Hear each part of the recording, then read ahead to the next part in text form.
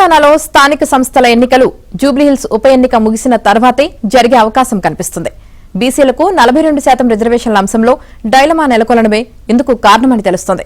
అధికారికంగా 42% కల్పించే వీలు కనిపించడం లేదని, దీంతో కాంగ్రెస్ పార్టీ పరంగా కల్పించాలని ప్రభుత్వ పెద్దలు యోచిస్తున్నట్లు సమాచారం.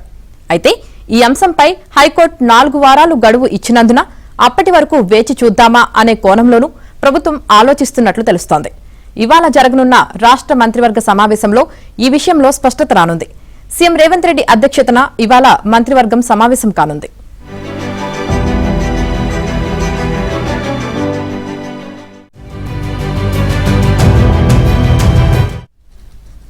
సీఎం రేవంత్ రెడ్డి బుధవారం మంత్రులతో జూమ్ కాన్ఫరెన్స్ నిర్వహించారు. ఈ సందర్భంగా స్థానిక ఎన్నికలు, బీసీ రిజర్వేషన్లపై చర్చ జరిగింది.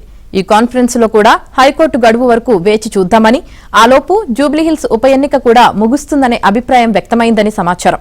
దీనిపై మంత్రివర్గ సమావేశంలో లోతుగా చర్చించి నిర్ణయం తీసుకోనున్నారు. ఓవైపు అన్ని సామాజిక వర్గాలకు కలిపి రిజర్వేషన్లు 50% మించకూడదనే సుప్రీంకోర్టు తీర్పు ఉండగా, మరోవైపు 50% సీట్లను ఓపెన్ కేటగిరీగా నోటిఫై చేసి ఎన్నికలు నిర్వహించుకోవచ్చునంటూ హైకోర్టు మధ్యంతర ఉత్తర్వులు ఇచ్చింది. దీంతో ఎన్నికలకు ఎలా వెళ్లాలనే దానిపై ప్రభుత్వం పునరాలోచనలో పడింది. అయితే సుప్రీంకోర్టులో పిటిషన్ దాఖలు చేసిన సమయంలో మాత్రం ఎట్టి పరిస్థితుల్లో బీసీలకు 42% చొప్పున రిజర్వేషన్లు కేటాయిస్తూనే ఎన్నికలకు వెళ్తామని కాంగ్రెస్ చెప్పింది. ఇవాల్టి కేబినెట్ భేటీలో ఈ అంశం కొలిక్కి వచ్చే అవకాశముందంటున్నారు.